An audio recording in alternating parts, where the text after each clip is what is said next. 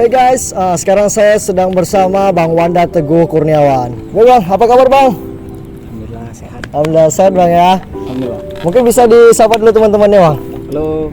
Ya, Bang Wanda ini adalah seorang mantan presma di periode tahun 2021. Ya, benar sekali. Dan abang ini jurusan prodi teknologi produksi tanaman. perkebunan. Nah, jadi Bang di sini kita bakalan cerita tentang organisasi nih Bang. Kan abang mantan presma nih. Tapi sebelum jauh ke organisasi, Ya. Awal masuk kemari kan ada kesan dan pesan, ataupun kesan-kesan abang masuk kemari itu seperti apa gitu. Mungkin bisa diceritakan sama rekan-rekan sekalian. Oke, mengenai kesan gitu ya, ataupun kesan yang pertama kali kita masuk di Polbangtan nih. Iya benar. Ya, yang pertama kita ketahui bahwasanya Polbangtan ini adalah sekolah perguruan tinggi kedinasan, ya, yang dinaungi langsung oleh Kementerian Pertanian. Yang pasti secara naungan itu udah langsung ke Kementerian Pertanian Indonesia. Itu kan istilahnya kelasnya juga lebih luar biasa di luar lingkup biasanya gitu ya. Nah, di sini jadi kita ngelihat bahwasanya pendidikan ini nggak pendidikan kayak pendidikan biasa gitu, nggak kayak kampus-kampus biasa. Setelah pada saat saya mendaftar di sini, kesan pertama pasti melihat wah mereka ini ya pakai baju dinas gitu, Iya. keren ya kan? Bener ya, keren. Ternyata ada ya sekolah kayak gini. Padahal ya saya bilang rumah saya itu nggak berapa jauh dari sini, dari lokasi kampus. Tapi saya sendiri mungkin belum tetap mengetahui. Tapi ketika saya mengetahuinya, saya ternyata ada sekolah naungan Kementerian Pertanian yang namanya itu Politeknik Pengembangan Pertanian Medan. Nah di sini ternyata nggak cuma perihal pakaian dinas ataupun pendidikan pertanian, tapi di sini juga kita ternyata dibentuk untuk kedisiplinannya. Jadi dari awal bangun sampai malam sampai kita tidur lagi, nah itu semua diatur. Di situ ketika saya mengikuti Mobidama, wah ngerasa sekolah ini luar biasa. Keren gitu Bang ya. Keren. Jadi semua itu yang benar-benar diatur sehingga saya rasa nih ya cukup membina ataupun bisa membentuk bentuk diri seseorang untuk karakter seseorang di masa depan. Pas lah ini untuk pembentukan karakter di sini. Wah, itu pengalaman Bang Wanda tuh. Kesan pertama kali masuk, berarti di Polbangtan ini keren. Pakai baju dinas ya kan Bang. Pakai baju pasti. Disiplin. Orang rata-rata melihat itu dari pasti, ih baju dinas nih, keren nih pasti gitu. Iya. Dan terutama kalau di sini dituntut disiplin dan karakternya. Oh iya, dan pertama kali saya ini sebenarnya nggak tahu bahwasanya sekolah ini gratis gitu. Oh iya, iya. Saya juga dulu gitu. Awal ngira ini bayar atau enggak gitu kan Bang. Akhirnya telah masuk gratis guys. Jadi buat kalian juga yang nonton di sini ataupun punya adik bisa daftar di Polbangtan dan ini biayanya gratis. Gratis ya. Gratis, tanpa biaya dan pakai baju seragam loh. Oke.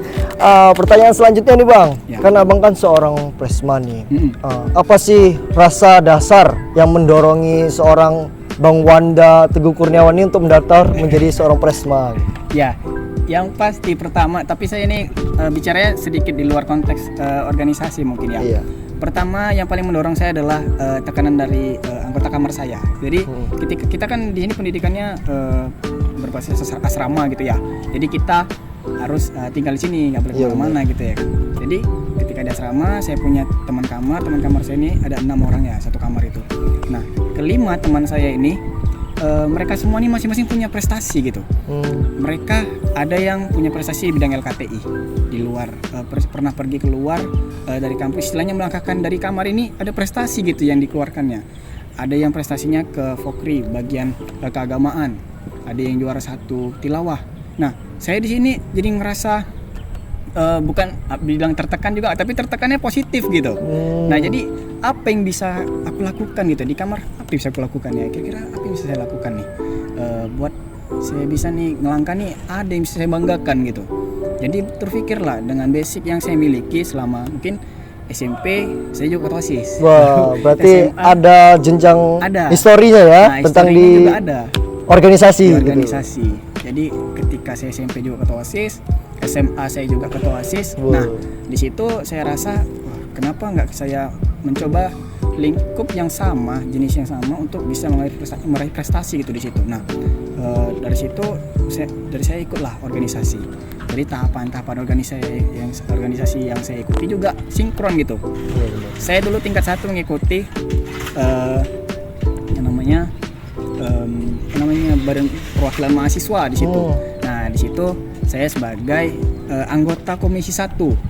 Nah, di situ saya anggota Komisi 1 sebagai pengawasan BEM. Nah, itu saya pilih karena dasar apa? Saya juga mikir, saya nggak boleh melangkah kalau ini nggak punya targetnya, istilahnya nggak ada keberlanjutan ke depannya. Karena apa?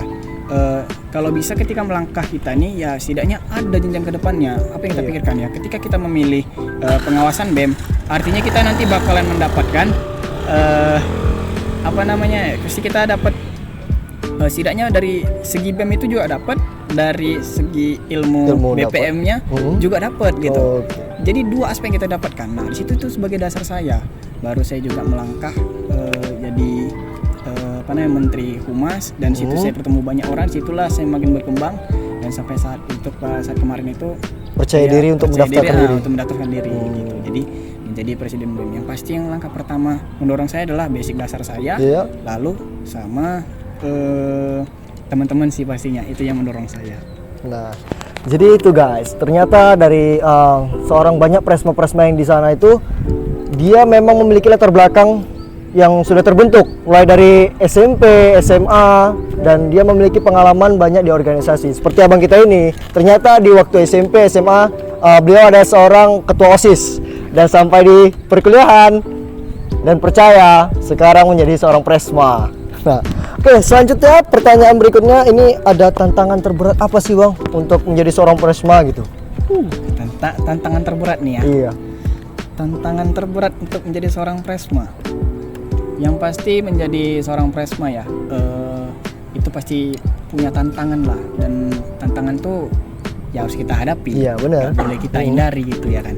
Nah, tantangan terberat nih banyak. Datangnya dari mahasiswa ada, baru dari pihak kampus juga ada, dari pihak akademik. Karena ketika kita menjadi seorang pemimpin, nah kita nih menjadi seorang yang pastinya digugu dan ditiru, hampir sama kayak guru sih ya. Kita ditiru pasti, kita pasti dilihat, dipantau, dan artinya kita juga sebagai eksekutor atau pemimpin di sini pasti mengharapkan ataupun mahasiswa mengharapkan adanya kita mendengar aspirasi dari mahasiswa.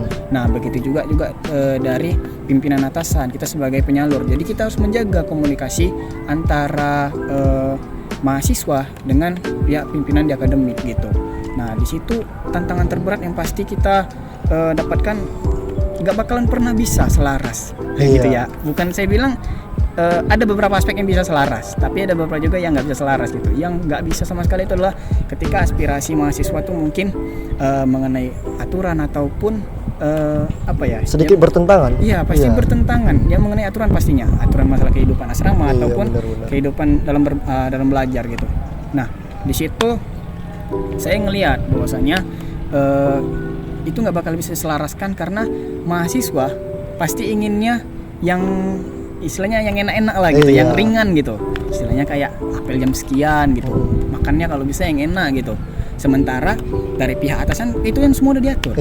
Nah, berarti tinggal menjalankan seharusnya bang. Artinya kita sebagai pemimpin bagaimana caranya kita mendengarkan, tapi kita juga bisa memberikan gambaran apa yang disampaikan dari atasan gitu. Benar. Dari atasan tuh nggak bisa sembarangan kita sampaikan ke mahasiswa, nanti mahasiswa bisa ribut, bisa ricuh. Kan, nah. Iya benar. Tapi bagaimana kita cara menangkan? Nah, itu jadi tantangan besar itu pasti.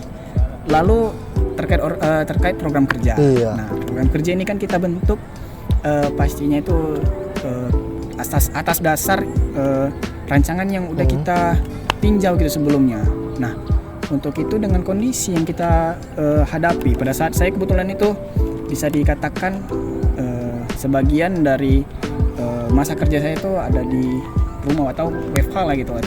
Karena kemarin corona ya? Ya, kita banyak di rumah, ada yang sebagian di rumah, ada yang sebagian di asrama. Nah, di situ menjadi tantangan bagaimana kita tetap mensejahterakan mahasiswa dengan program kerja kita, tapi semua itu bisa kita dapatkan secara homogen, sama-sama semua dapat gitu. Yang di rumah dapat, yang di asrama juga dapat. Nah, di situ jadi tantangan. Itulah bersyukur saya dilengkapi ataupun dihadirkan lah anggota-anggota yang tangguh ya.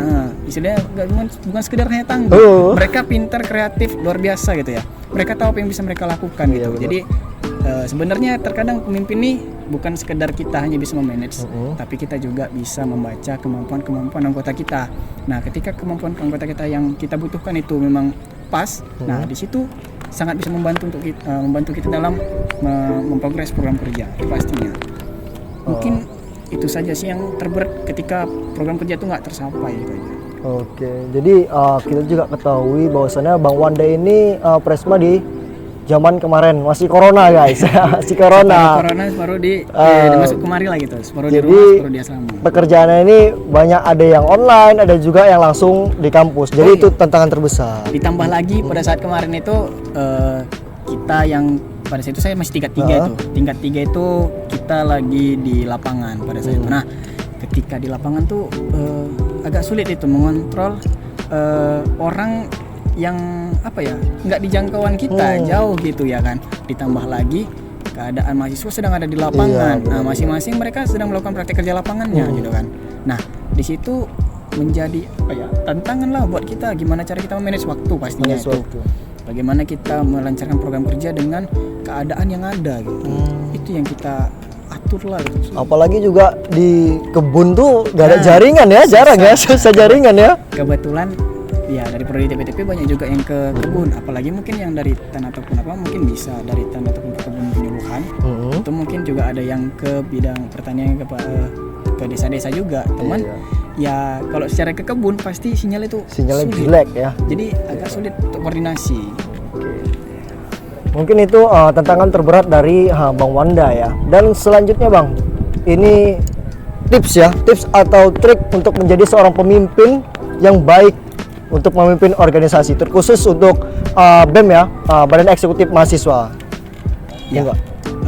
Tadi perihal pemimpin yang baik gitu ya. Iya. Kita bisa memimpin Badan Eksekutif Mahasiswa. Cuma mungkin saya lebih membahasnya di bagaimana kita mempersiapkan diri gitu ya untuk bisa menjadi sosok pemimpin yang memang benar-benar layak untuk memimpin Badan Eksekutif Mahasiswa gitu. Yang pertama, kita harus punya pengalaman, karena seorang pemimpin tidak ataupun minim pengalaman itu pasti bukan nggak bisa, tapi sulit untuk bisa berakselerasi di dalamnya gitu. Sulit kita untuk bekerja. Tapi ketika kita punya pengalaman, nah di situ sangat membantu. Kebetulan saya berada di eksternal pada saat kemarin, sehingga saya nggak cuma ketemu sama anggota BEM yang lainnya, tapi semua sama pimpinan Badan Eksekutif Mahasiswa di luar, bahkan pimpinan forum, baik itu Forum Mahasiswa Kedinasan Indonesia, Forum Komunikasi Mahasiswa Politik Indonesia. Nah, itu kita di situ ketemu. Artinya setidaknya walaupun tidak berketemu secara langsung, tapi secara virtual kita itu berkomunikasi. Artinya ada bertukar pikiran di situ. Nah, itu yang bisa membuat kita semakin berkembang. Terkadang mahasiswa ini benar-benar bisa berkembang. Saya lihat ya karena dunia eksternal ini tadi. Eksternal ini benar-benar bisa membangun kita gitu. Apalagi banyak relasi di luar ya, kayak teman-teman ataupun BEM-BEM lain bisa komunikasi sama kita. Jadi di situ kita dapat ide. Kita melakukan studi banding nih. Kita tahu program kerja mereka ngapain.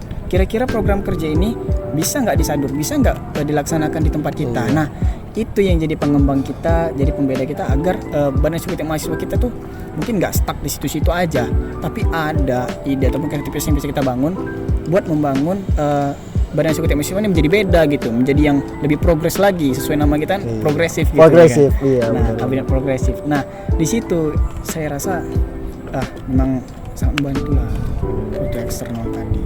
Nah, mungkin Bang ini udah gelap juga ya, mau maghrib juga ini. Mungkin pesan terakhir untuk BEM Polbangtan Medan nih Bang, penutup. Pesan BEM Polbangtan Medan untuk tahun ini ya? Iya, benar. Saya harap BEM Polbangtan Medan tahun ini bisa bekerja lebih baik daripada tahun-tahun sebelumnya pastinya. Lebih kreatif lagi, lebih semangat pastinya, atau apapun tantangan yang ada gitu ya, yang ada di hadapan kita, ya kita harus hadapi lah gitu. Dan yang pasti kita harus menjaga, yang paling pertama dalam bekerja itu adalah attitude gitu ya. Itu hal yang paling pertama, kalian harus menjaga sopan santun kalian, nah dimanapun kita berada. Lalu yang kedua itu adalah ilmu. Nah, untuk ilmu ini maka kita harus bekali, harus banyak gitu ya, harus banyak explore. Disinilah kesempatan kita sebagai pengurus BEM untuk bisa mengeksplor, untuk bisa paling tidak setidaknya mengembangkan diri sendiri, dan kita juga harus bisa mampu mengembangkan organisasi kita. Nah, di situ kita harus punya ide atau kreativitas yang lebih gitu, untuk mencari pengetahuan yang lebih gitu. Nah, untuk itu jangan pernah lelah, pastikan semua ya kalau bisa lebih daripada tahun sebelumnya gitu ya. Saya sangat berharap gitu, mudah-mudahan BEM tahun ini bisalah lebih sempurna daripada tahun sebelumnya. Iya, baik, terima kasih Bang Wanda udah mau saya wawancarai, dan cukup sekian hari ini wawancaranya bersama Bang Wanda Teguh Kurniawan. Assalamualaikum warahmatullahi wabarakatuh.